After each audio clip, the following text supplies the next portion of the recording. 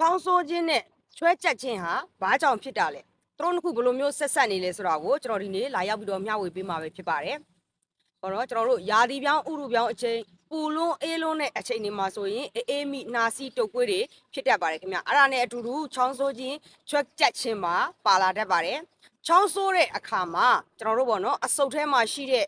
လေပြွန်နေတဲ့ကိုပေါ့နော်အဆုတ်တွေတဲ့လေပြွန်နေတဲ့ကိုအပြင်ကပေါ့နော်မကောင်းတဲ့ပိုးမွားတွေအမုံအမွားတွေရောက်ရှိလာတာပဲဖြစ်ဖြစ်လေပြွန်တွေရောင်တာပဲဖြစ်ဖြစ်ပြီးလို့ရှိရင်ပေါ့နော်ဓာတ်မတည့်တဲ့အလားကျစ်လို့ခေါ်တဲ့ဓာတ်မတည့်မှုတွေဖြစ်လို့ရှိရင်လည်းချောင်းဆိုးတတ်ပါတယ်ချောင်းဆိုးတဲ့အခါမှာ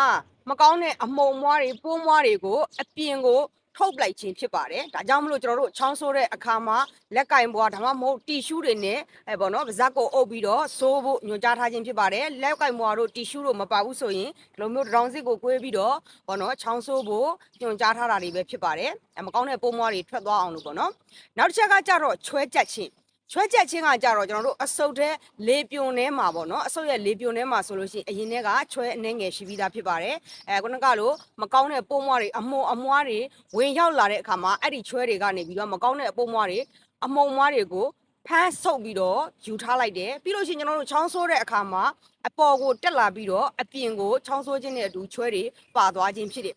ဒါကြောင့်မလို့ကျွန်တော်တို့အေးမီနာဆေးချောင်းဆိုးတဲ့အခါမှာဆိုရင်ချွဲပါလားမပါလားဒီလိုအရာတွေကိုဆရာဝန်တွေကစစ်ဆေးခြင်းဖြစ်တယ်ဒီလိုမျိုးချောင်းဆိုးခြင်းတွေပေါ့နော်ချွဲချက်ခြင်းတွေဟာအေးမီနာဆေးချောင်းဆိုးခြင်းနဲ့အတူတူနောက်ထပ်ပေါ့နော်အန်ဒီရရှိတဲ့ယောဂါတွေနဲ့တွဲပြီးတော့လည်းဖြစ်တတ်ပါတယ်ခင်ဗျာ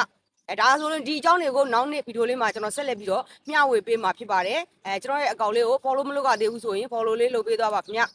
ဒီဘဲလေးလည်းနှိပ်ပေးသွားပါ subscribe လေးပဲနှိပ်ပေးသွားပါခင်ဗျအများသူငါတွေသိအောင်လည်း share ပေးသွားပါခင်ဗျအချိန်တိုတိုလေးတွေမှာမိတ်ဆွေတို့အတွက်ဘုဒ္ဓရတွေရရှိအောင်ထပ်မံစ조사သွားအောင်မှာဖြစ်ပါတယ်ခင်ဗျကျွန်တော်ရဲ့ဗီဒီယိုလေးကိုဆုံးအောင်ကြည့်ပေးတဲ့အတွက်အားလုံးကိုကျေးဇူးတင်ပါတယ်ခင်ဗျ